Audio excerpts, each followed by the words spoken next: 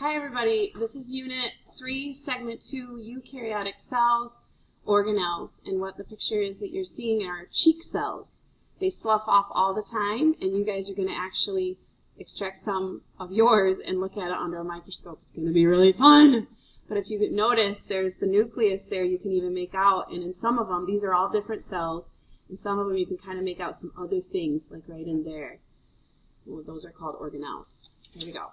Here's your list of vocab. There's lots of them. In fact, I hope I didn't leave any out, but we got organelles, cytoplasm, nucleus, nuclear envelope, nucleolus, chromatin, chromosomes, ribosomes, ER, Golgi apparatus, lysosomes, vacuoles, mitochondria, chloroplasts, cytoskeleton, cell membrane, cell wall, and there could be even more there.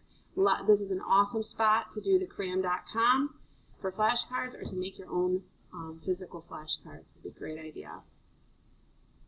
Organelles, by definition, this is what the notes are going to be primarily, is just definition. So organelles, these are small units inside a cell that have a very specific function.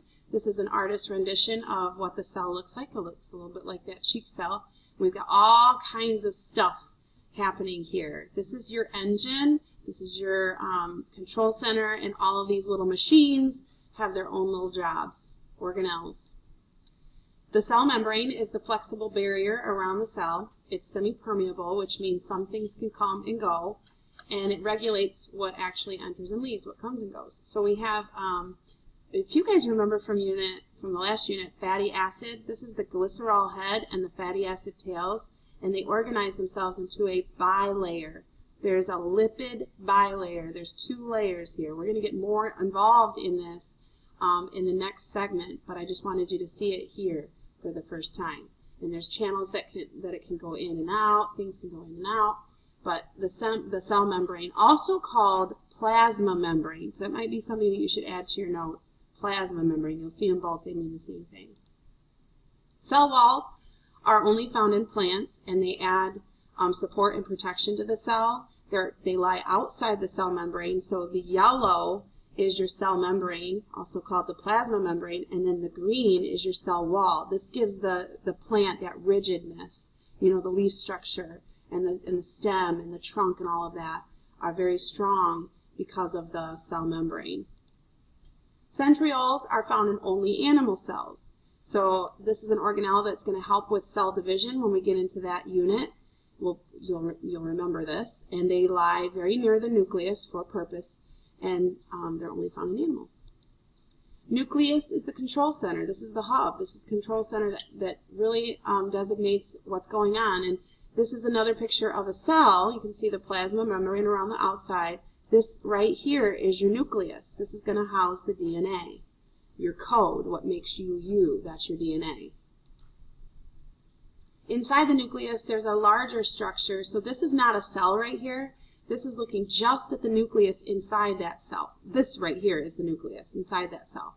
Inside the nucleus, there's a mass that's called the nucleolus. This, you guys, is where the ribosomes come from. This is what makes ribosomes. And ribosomes are the tiny little dots that we see here. And this is the rough ER that's kind of attached to the nucleus. So right here is the nucleus, right here is the nucleolus, and all these little dots are ribosomes.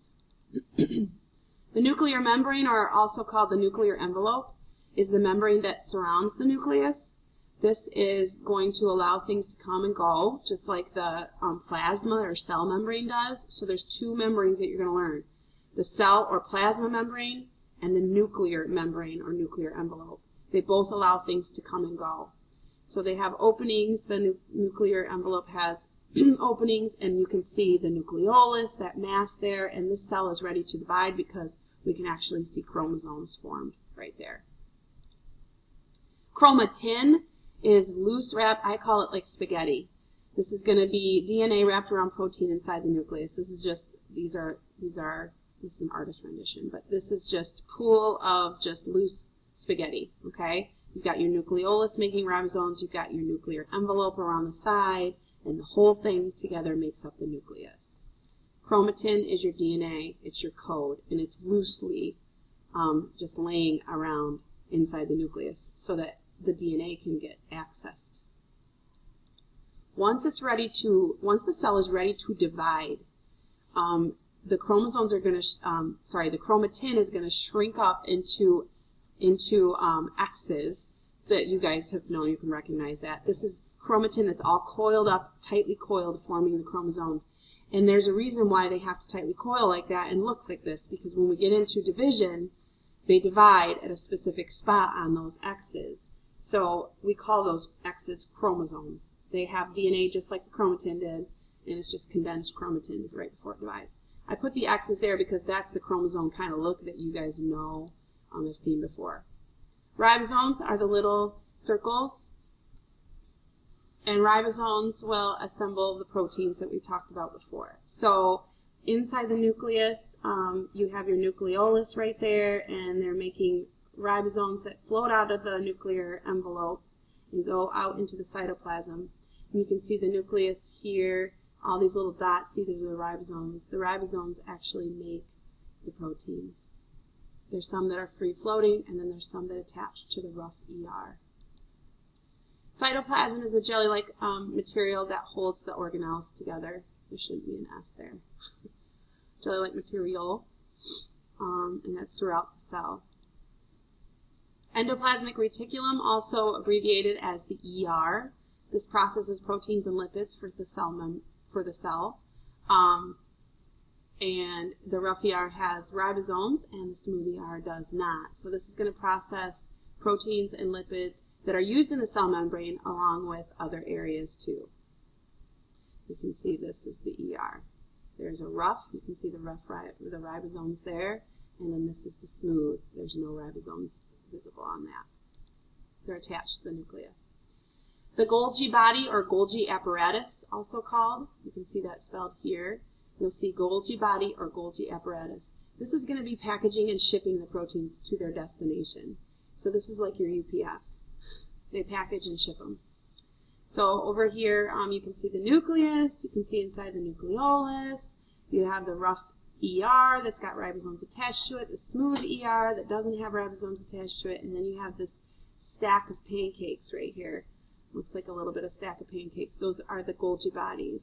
And the material will grab some of the cell membrane and pop off like a little ball, and it'll package it and release it outside the cell. You guys will see video of that. Chloroplasts are only found in plant cells, not animal cells, and these are going to be responsible for photosynthesis. Too bad we don't have them. But you can see that there's green because there's chlorophyll in them. They use the sun's energy converted into glucose.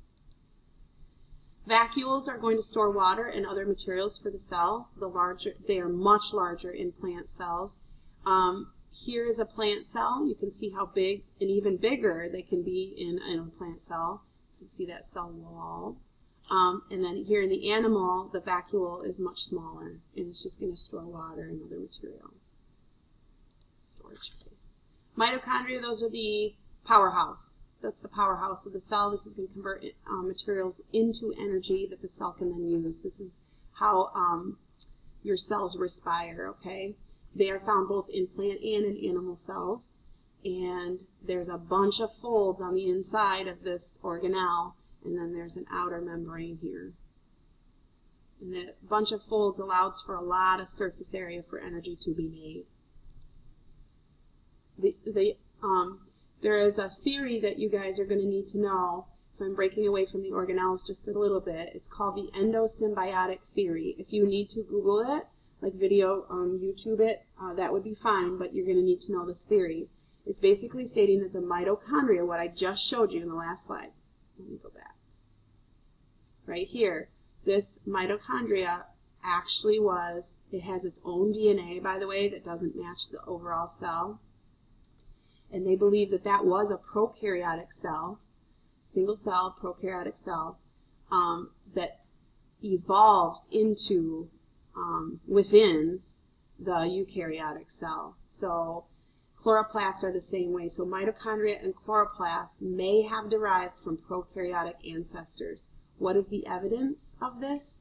Well, those organelles, the mitochondria and the chloroplasts, they have their own DNA, which is different than the normal nucleus of the cell, of the eukaryotic cell. They have ribosomes, and they're actually the size of ribosomes found in prokaryotic cells like bacteria. and they themselves are the size of bacteria. So you can see in this picture here, you have bacteria, okay? This one becomes the chloroplast, and this one is the mitochondria, and you have an early formed cell here, eukaryotic. The eukaryotic cell formed folds within the cell membrane. They pulled in the oxygen-breathing bacteria. That eventually became the mitochondria, and then the chloroplast came in the same way, and now they're housed in every single cell of a eukaryotic organism. So it's pretty kind of cool to think about that. This is a plant cell, this is an animal cell, and both of them have the mitochondria, which is shown in pink, okay? And then the plant cells also have the chloroplast, so they're able to photosynthesize because of that. Endosymbiotic theory. All right, back into the organelles, lysosomes. These are the this is the garbage truck of the cell. This is going to race around and pick up and break down materials inside the cell. So your cells recycle. Yay! You can see there's a particle that comes in, and the lysosome has enzymes to break it down, and then it releases it out into the cell. Okay, you can kind of see how that's happening here. Digestive enzymes. Cytoskeleton is going to be support for the cell. It helps keep its shape. It's made up of all these little fine structures. Most of the diagrams, you guys, that you see of cells are not going to show the cytoskeleton. This one happens to show it. And so there's microtubules and microfilaments that make up the cell cytoskeleton. Plant versus animal cells. So both of them are eukaryotic cells, you guys. Both of them are eukaryotic. But there's two types of eukaryotic cells. There's plant versus animal. And I wanted to show you both. We'll be doing more work on this in the class, but here's a plant cell, typical plant cell, artist rendition, and here's an animal cell. And I want you to just to pause this video, and I want you to really look at this stuff, and I want you to see if you can find some differences. Okay? They both have a nucleus, they both have a nucleolus. They both have mitochondria. They both have the vacuole, but the vacuole is much bigger in a plant. They both have a cell membrane. The plant cell has a cell membrane on the inside, but on the outside is the cell wall, which the animal cell does not have. So take a look at it carefully, pause the video, and look at it. Here is a list. You can make your Venn diagram, overlapping circles, if you wanted to do that, but here's just a chart to kind of help you organize your thoughts. Plant versus animal versus what they both have. So you can pause the video and record this in your notes. I think this might be up. That was the last slide. So segment 2 is done.